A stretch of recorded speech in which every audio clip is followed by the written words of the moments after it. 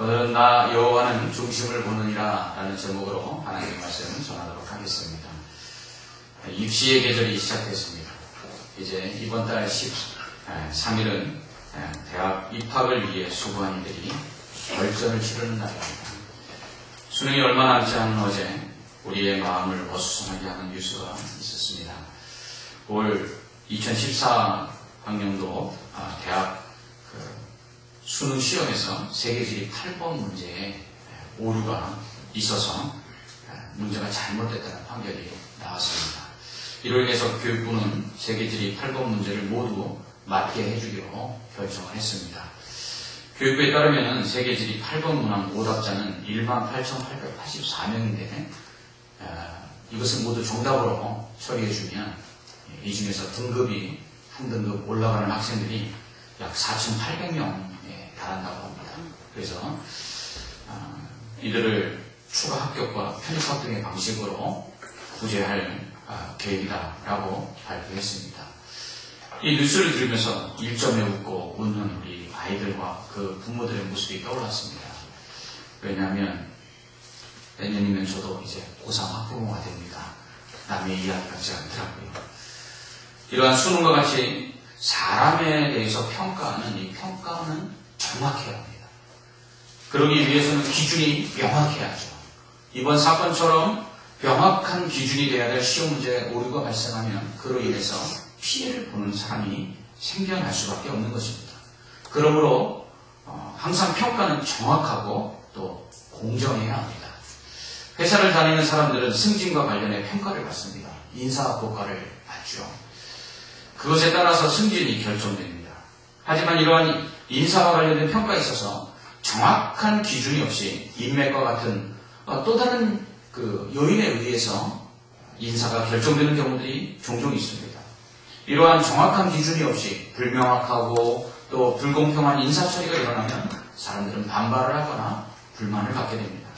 그렇게 항상 사람을 평가하고 판단하는 기준은 명확하고 정확하며 공평해야 합니다. 그래서 나름대로의 판단 기준을 세워두죠.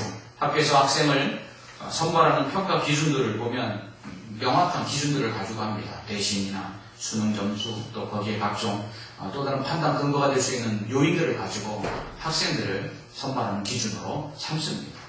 회사에서 사람을 뽑거나 인사를 결정하는 기준들도 있습니다. 자신들이 원하는 회사에 입사하기 위해서는 그 회사가 요구하는 선발 기준에 자신들을 맞춰서 준비하죠.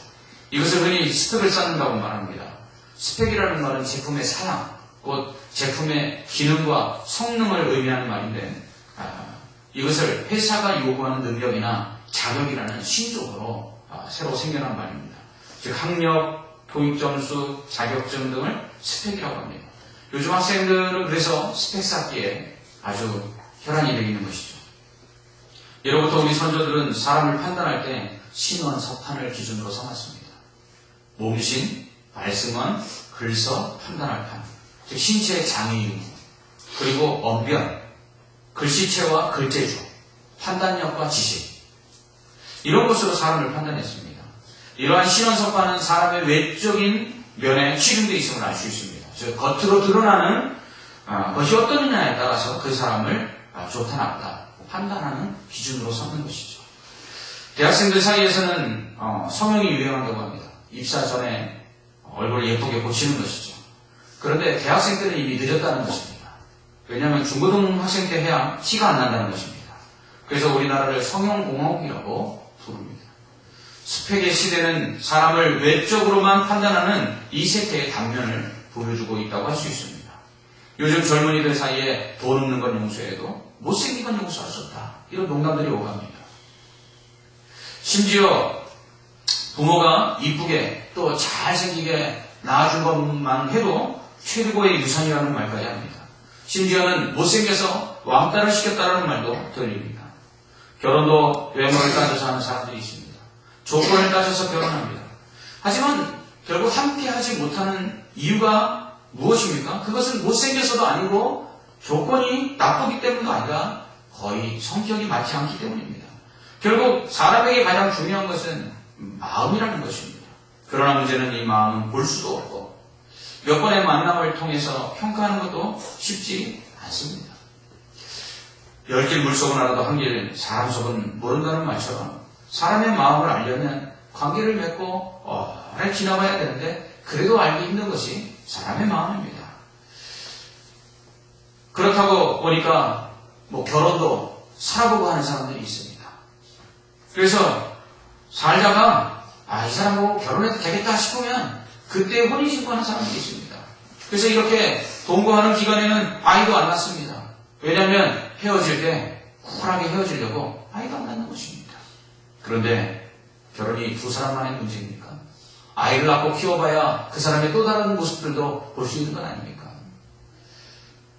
이렇듯 사람의 마음이 중요한데도 불구하고 사람의 마음은 알 수 없어서인지 사람들은 사람의 외모를 가지고 사람들을 평가하고 판단하려고만 합니다.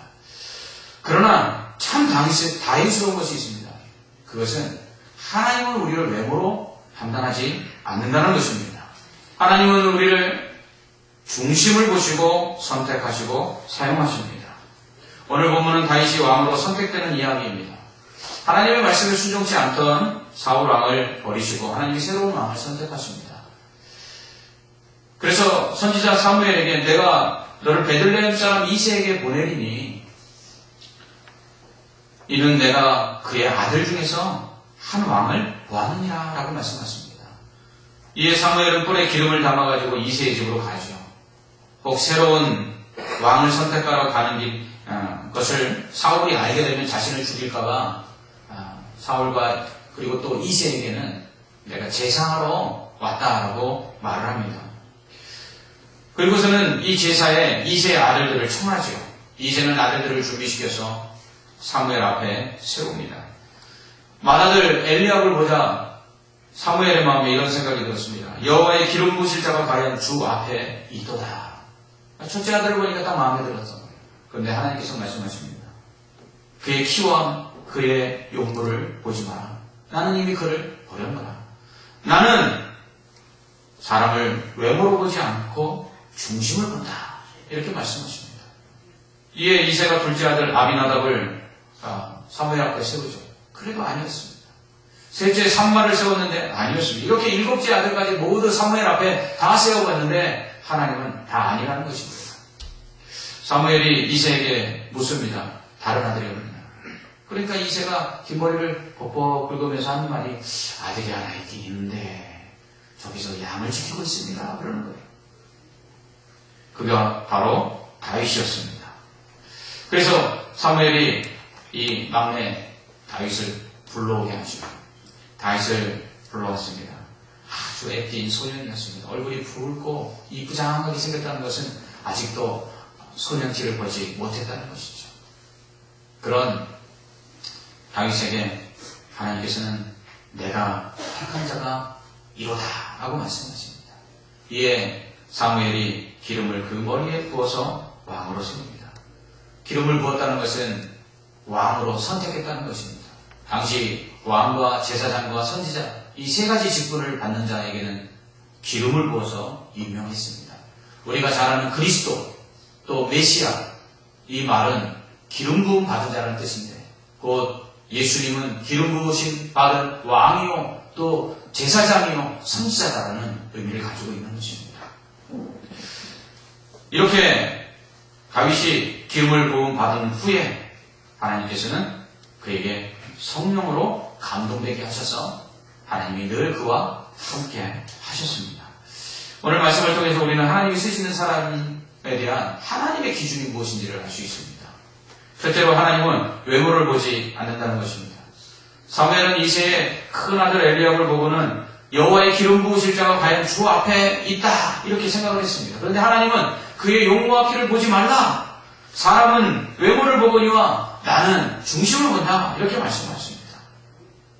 이는 하나님께서 사람을 선택하시고 사용하시는 기준에는 스펙이라는 것이 없다는 것입니다. 왜냐하면 하나님은 연약한 자를 통해서 강한 자를 부끄럽게 하실 수 있거든요. 하나님은 어리석은 자를 통해서 지혜로운 자를 부끄럽게 하실 수도 있거든요. 사람의 능력은 하나님께서 사용하시는데 큰 문제가 별로 없거든요. 그렇기 때문에 하나님은 하나님께서 사용하시는 사람을 선택하시는 일에 스펙을 별로 따지지 않습니다. 겁장이 기도원을 통해서도 얼마든지 미디안에 바라던 모래와 같은 부자들을 다 무찌를 수 있거든요. 삼손 한 사람으로도 블레셋 사람 1000명을 나귀 턱뼈 하나로 죽일 수 있게 하시거든요. 그러니까 하나님이 선택하시는 사람의 능력은 그렇게 큰 문제가 되지 않는다는 것입니다. 그러므로 하나님의 일을 맡는 사람을 선택할 때 가장 중요한 것은 스펙이 아닙니다. 외모로 따진다면 우리 예수님처럼 볼품없는 분도 없을 것입니다. 이사야 53장 2절로 3절은 예수님에 대해서 이렇게 묘사하고 있습니다. 그는 주 앞에서 자라나기를 연한 순 같고 마른 땅에서 나온 뿌리 같아서 고운 모양도 없고 풍채도 없은즉 우리가 보기에 흠모할 만한 아름다운 것이 없도다. 그는 멸시를 받아 사람들에게 버림받았으며 간구를 많이 겪었으며 질거를 아는 자라. 마치 사람들이 그에게서 얼굴을 가리는 것 같이 멸시를 당하였고 우리도 그를 귀히 여기지 아니하였다. 그렇습니다. 예수님은 외모로 보면 스펙이 딸려도 한참 딸립니다. 오늘날 예수님이 오셔서 사역하신다면 예수님은 좋은 옷으로 시장도 하시고 저와 같이 안경으로 조금 컴프라치도 하고 그리고 필요하면 성형도 하셨어야 하지만 사역을 제대로 감당하셨을지 모르겠습니다. 그런데 하나님께서는 예수님을 쓰실 때 그런 외모로 쓰지 않았다는 것입니다. 하나님은 하나님의 일을 감당하고 하나님이 원하시는 일에 사용하시는 사람들을 외적인 모습이나 조건으로 택하거나 쓰시지 않는다는 것입니다. 이전 교회에서 대그룹에서 인사를 담당하던 집사님이 계셨습니다. 그분이 하시는 말씀에 제가 충격을 먹었어요. 그분이 이렇게 이야기하는 거예요. 목사님, 실제로 신입사원을 뽑는 데 있어서는 스펙은 그리 중요하지 않습니다. 그래서 제가 그랬죠. 그럼 뭐가 중요합니까? 첫인상입니다. 깜짝 놀랐어요. 한때 우리나라에서 제일 큰 대기업에서 신입사원 면접에 점장에 앉혀놓고 관상을 보고 뽑았다는 이야기도 있습니다. 이처럼 세상은 이상한 기준을 가지고 사람들을 평가하고 선택합니다. 그러면서 마치 객관적인 기준이 있는 것처럼 이야기합니다. 그러나 세상 사람들이 말하는 이 기준은 절대로 객관적이지 않고요. 세상 사람들이 말하는 이 외적인 평가 기준들은 얼마나 모호하고 부정확한지 모릅니다. 그러므로 이 세상에서 정확하고 공평한 평가는 없습니다. 사람들이 말하는 그 스펙은 한마디로 허울 좋은 이유일 뿐 그것으로 사람을 그것이 사람을 선택받게 하거나 또한 사람을 정당하게 평가하는 기준이 될 수 없다는 것입니다. 단지 그렇게 보일 뿐이라는 거죠. 그렇다면 스펙 좋은 사람들만 이 땅에 살아남아야 되지 않겠습니까? 그러나 세상을 보십시오. 1등만 최고만이 살아남습니까? 절대로 아닙니다. 물론 사람들은 스펙 좋은 사람들이 나보다 더 좋은 조건에 있을 것이라고 생각하지만 그것은 환상일 뿐이라는 것입니다. 둘째로 하나님은 그렇기 때문에 외모가 아닌 중심을 보십니다. 하나님은 우리를 평가하실 때 중심, 곧 마음을 보시는 거죠. 볼 수도 없고 판단하기도 쉽지 않은 마음을 하나님 어떻게 그러면 판단하시고 보신다는 것일까요? 그것은 우리의 삶을 통해서 그 마음을 판단하신다는 것입니다. 하나님께서 다윗을 그 중심을 보시고 선택하셨다고 합니다. 그렇다면 다윗의 그 중심은 어땠을까요? 그의 삶을 보면 그의 중심이 어떠는지를 알 수 있고 하나님께서 중심을 보고 사람을 선택하실 때 어떤 중심을 선택하시는지 우리는 알 수가 있는 것이죠. 먼저 하나님께서 보신 다윗의 중심은 하나님의 마음에 맞는 것이었습니다. 사도행전 13장 22절에서 바울은 하나님께서 다윗을 왕으로 세우시고 질문하여 이르시되 내가 이새의 아들 다윗을 만나니 내 마음에 맞는 사람이라 내 뜻을 다 이루리라 라고 말합니다. 곧 다윗의 마음은요 늘 하나님의 뜻이 먼저였습니다. 그래서 그는 늘 하나님의 뜻이 이루어지기를 원했습니다. 마치 예수님이 겟세마네 동산에서 기도하신 것처럼 나의 뜻대로 마옵시고 아버지의 뜻대로 하옵소서 하며 다윗은 늘 살았던 것입니다. 이는 그의 생각이 늘 하나님의 생각에 맞춰져 있는 것입니다. 여러분 라디오를 한번 생각해 보십시오. 라디오가 나오려면요 방송국 주파수를 맞춰야 됩니다. 이것을 주파수 동조라고 부릅니다. 절대로 라디오 주파수에 방송국이 주파수를 맞춰서 방송을 내보내지 않습니다. 우리의 삶도 마찬가지입니다. 우리의 생각에 하나님의 생각이 맞춰지기를 바라는 것이 아니라 우리의 생각이 하나님께 맞춰져야 합니다. 우리의 마음이 하나님의 마음에 맞춰져야 합니다. 우리의 뜻이 하나님의 뜻에 맞춰져야 합니다. 이것이 바로 우리의 중심이 하나님의 중심에 동조되는 것입니다.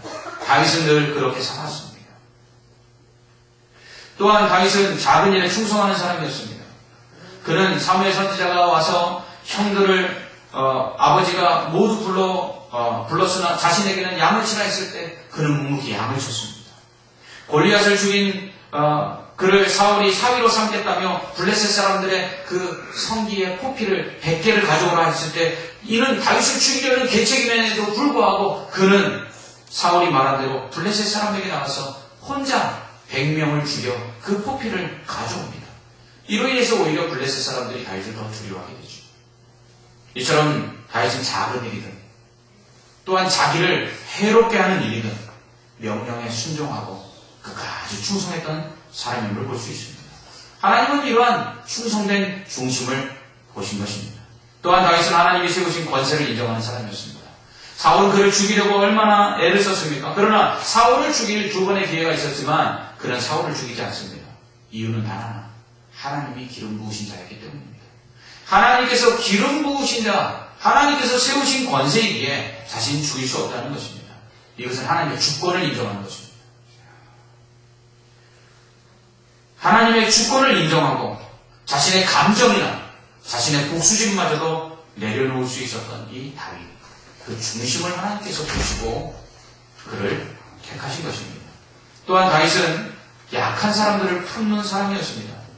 사울이 그를 죽이려고 할 때 그가 도망을 칩니다. 도망을 치는 가운데 혼자 도망가는 것도 쉽지 않지요. 도망가는 것이 쉽습니까?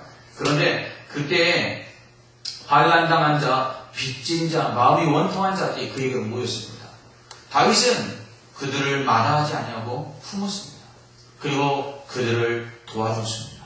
그리고 나중에 그의 가족들이 아말렉 족속에게 포로로 잡혀갔을 때 그러한 사람들의 가족을 다시 찾으러 그는 나아가 싸웠습니다. 이처럼 그는 약한 자, 가난한 자, 위로가 필요한 자들의 친구가 되어줬습니다.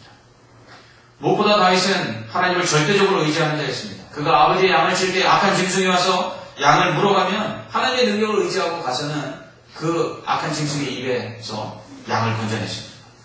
뿐만 아니라 이런 경험을 가지고 골리앗 앞에 나가죠. 그래서 백전노장에 완전 무장한 무시무시한 거인장수 그 골리앗 앞에 만군의 여호와의 이름을 의지하고 나와서는 그를 한 방에 때려 눕힙니다. 이처럼 그는 하나님을 믿고 당당히 나아감으로 승리하는 자였습니다.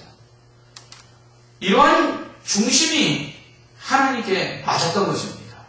그 마음이 하나님의 마음과 일치했고 작은 일에 충성하고 하나님의 주권을 인정하여 자신의 감정과 복수심마저도 내려놓고 약하고 어려운 자들을 품고 사랑하며 그리고 절대적으로 하나님을 의지하는 이 중심, 이것이 바로 하나님께서 그를 택하시고 그를 왕으로 세우신 이유였습니다. 우리는 이러한 다윗의 모습에서 예수님의 모습을 볼 수 있습니다. 주님의 마음은 곧 아버지의 마음이었습니다. 곧 주님은 또한 항상 하나님의 뜻이 이루어지기를 원해서 죽기까지 충성하셨습니다. 또한 하나님께서 약하고 병든 자들 편에 항상 주님이 서 있도록 하셨기에 예수님은 항상 약한 자들의 편에 서서 가난한 자들의 편에 서서 죄인들의 편에 서서 사람들이 멸시하는 자들의 편에 서서 그들의 친구가 되어주셨습니다.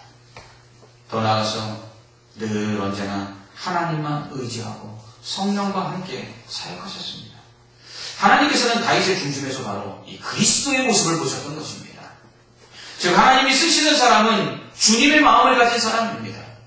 하나님이 쓰시는 사람은 다윗과 같이 주님의 그 중심을 가지고 있는 사람을 하나님이 쓰시는 것입니다. 그런 면에서 사울왕과 비교할 때 다윗의 스펙은 딸려도 한참 딸리는 그런 사람이었습니다. 가문만 해도 사울은 베냐민 지파 사람이었습니다. 베냐민 지파는 사사기에 보면 용맹한 무사가 배출되는 지파였습니다.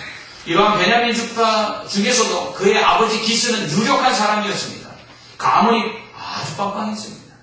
반면 다윗은 유다 지파 중 베들레헴 출신의 총부였던 이새의 아들이었습니다. 다윗은 사울의 사위가 되라는 말에 나는 가난하고 그리고 천한 사람이다 라고 고백하는 것을 볼 수 있습니다. 가문으로 비교할 때 비교가 될 수 없는 사울과 다윗이었습니다. 뿐만 아니라 사울은 아버지에게 사랑받는 아들이었습니다. 그의 아버지 기스가 나귀를 잃어버리자 그것을 찾아 나섰죠. 그런데 며칠 동안 나귀를 못 찾으니까 사울이 생각합니다. 아버지께서 나귀는 고사하고 나를 더 걱정하겠다 생각하고 집으로 돌아갑니다. 아버지에게 아버지가 걱정하는 그러한 사랑받는 아들이었습니다. 하지만 다윗은 어떻습니까? 아버지로부터 아들 취급도 못 받았습니다. 모든 아들을 다 불러오라는 사무엘의 말에 이 막내 아들만 뺐습니다. 뿐만 아니라 큰형, 둘째형, 셋째형이 전쟁터에 나가자 그들의 생사가 궁금해진 아버지는 종을 시키는 게 아니라 그 위험한 전쟁터에 막내 아들 다윗을 보내서 형들의 그 생사를 알아보게 합니다. 이 다윗은 집안에서 천덕꾸러기였습니다. 외모는 어떻습니까? 사울은 다른 사람보다 키가 하나 더 컸습니다. 최소 1m 80에서 90이 되는 장신이었습니다. 그러나 다윗은 골리앗 앞에 봤을 때 웬 아이가 나를 개 취급하기 위해서 막대기 들고 나오냐라고 조롱받을 정도로 아주 작은 자였습니다. 그러나 하나님은 다윗을 선택하신 데 있어서 가문도 또한 그가 얼마나 가정에서 인정받은 자였는지 또한 그가 얼마나 외적인 용모와 키가 큰지 전혀 보지 않았습니다. 하나님은 단지 그의 중심을 보셨습니다. 바울도 역시 말합니다. 나도 사울왕과 같은 베냐민 사람이다. 나는 나면서부터 로마 시민권이었다. 너희들은 돈 주고 샀을지 모르지만 나는 나면서부터 로마 시민이었다. 율법으로는 가말리엘 문화에서 수학한 바 바리새인 중에 바리새인이었다. 그러나 나는 이 모든 것을 배설을 해야겠다.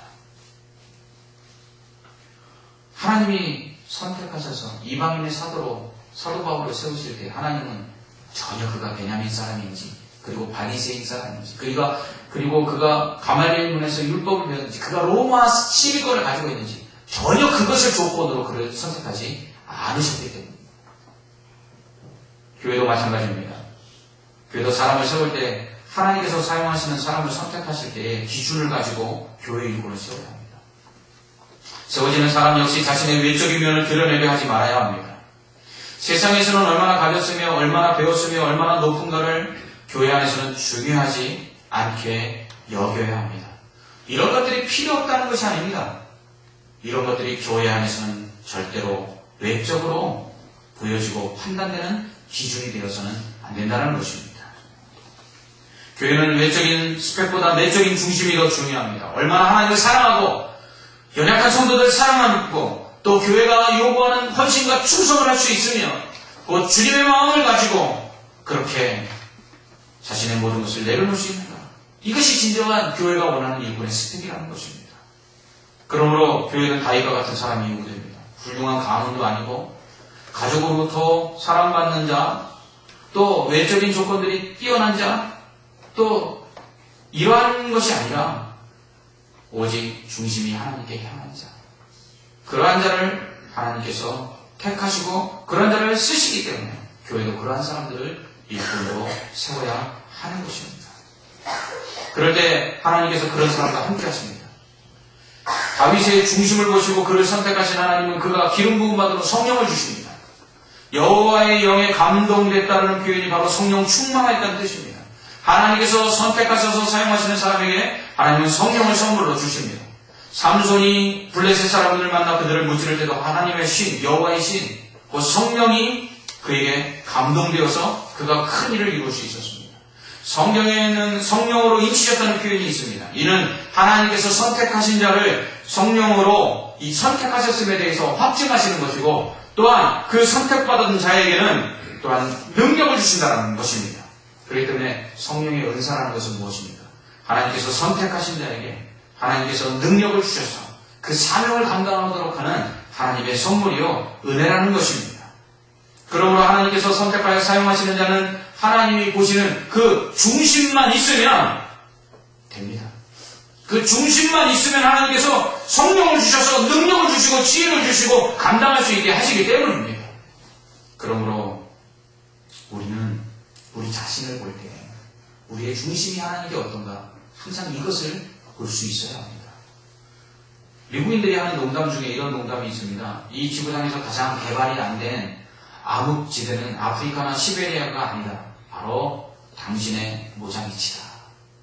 무슨 말이냐면요, 우리나라 속담에 등잔빛이 어둡다라는 말과 일맥상통하는 말입니다. 자기 자신의 그 가장 가까운 면을 자기 스스로 가장 못 본다는 것이죠. 이것을 부정적으로 이야기하면 자신의 그 어두운 내면을 모자를 쓰고 있기 때문에 못 본다는 의미도 있지만, 긍정적인 측면에서는요, 자기 자신을 자기가 제일 모를 수 있다라는 의미이기도 합니다.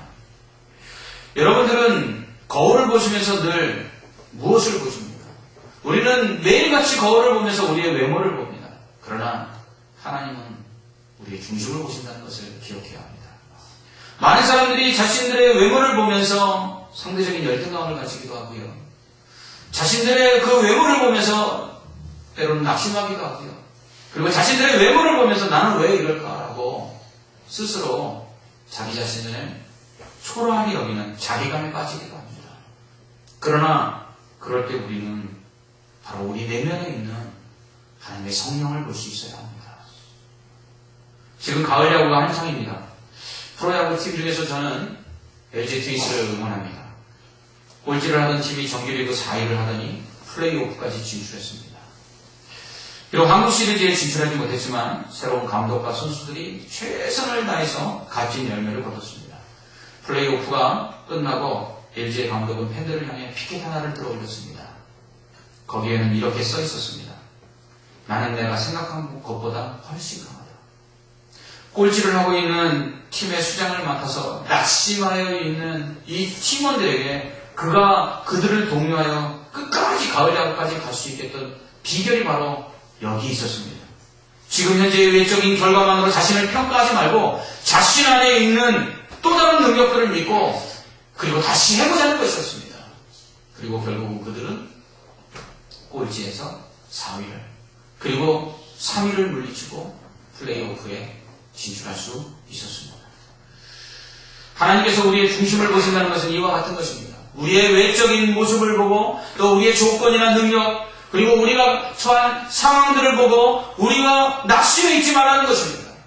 하나님께서는 우리 안에 성령으로 함께 하시겠다고 말씀합니다. 너는 지금 내 모습, 거울에 비친 내 외적인 모습만 보고 있지만 나는 내가 너와 함께할 그 모습을 보고 있다 라고 말씀하시는 것입니다. 하나님께서는 다윗의 그 연약함을 쓰신 것이 아니라 그 연약함에 하나님의 능력을 더해서 사용하셨다는 사실을 기억해야 합니다. 그렇습니다. 많은 사람들이 상대적인 빈곤감에 허덕입니다. 나는 왜 남보다 가지지 못했을까? 나는 왜 남보다 배우지 못했을까? 왜 나는 남보다 못할까라는 자신의 외적인 모습과 자신의 조건만을 바라보면서 낙심하고 절망합니다. 거울에 비친 자신의 모습을 보고 자신감을 갖기보다는 초라하게 여길 때가 더 많습니다. 그래서 화장품이나 외적인 것들을 가지고 자기 자신을 꾸미려고 합니다. 그러나 사람의 이 중심에 늘 허탈함이 있습니다. 왜일까요? 우리는 늘 언제나 부족하기 때문입니다. 그러나 하나님은 이 부족한 사람들의 중심을 보십니다. 그 허한 중심을 보시는 것이 아니라 바로 오직 하나님의 마음에 합하려고 하고 하나님께 충성하려고 하고 하나님께 나아가 자신의 모든 것을 내려놓고 그 주권을 인정하며 오직 하나님만 의지하려고 하는 그 마음, 그 중심을 보시고 성령을 부어주셔서 하나님께서 맡기신 모든 사명을 감당하게 하십니다. 사랑하는 성도 여러분, 그러므로 거울 속에 비친 여러분의 외모만 보지 마시고 나 여호와는 중심을 본다라는 이 말씀 앞에서 하나님이 보시는 내 중심을 더욱더 아름답게 가꾸고 그리고 하나님이 보시는 그 중심, 그 중심에 성령이 함께 하심을 기억하면서 자신의 조건이나 외적인 스펙들을 보고 낙심할 것이 아니라 나와 같은 자를 하나님이 사용하실 것을 소망하면서 하나님 앞에 헌신하고 하나님 앞에 나아가는 주님이 쓰시는 믿음의 사람들 되시기를 주님의 이름으로 축원합니다. 아멘. 기도하겠습니다. 하나님 아버지, 은혜와 사랑을 감사합니다. 세상 사람들은 외모로 사람을 판단합니다. 잘생겼냐 못생겼냐 심지어는 그것으로 왕따를 시키기도 합니다. 세상에 이러한 외적인 평가 기준들은 그러나 귀에 걸면 귀걸이, 코에 걸면 코걸이처럼 언제나 불명확하고 부정확하며 불공평합니다. 우리는 그래서 그 외적인 평가 기준에 맞춰 스펙을 쌓아가지만 도달할 수 없는 우리 자신의 모습을 보고 낙심하고 절망할 때가 있습니다. 하나님, 그럴 때 우리 중심을 보게 하여 주시옵소서. 하나님이 오시는 그 중심을 더욱더 아름답게 준비하게 하여 주시옵소서.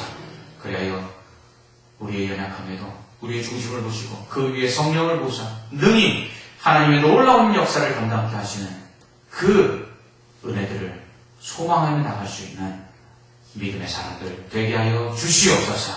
예수님 이름으로 기도합나이다. 아멘.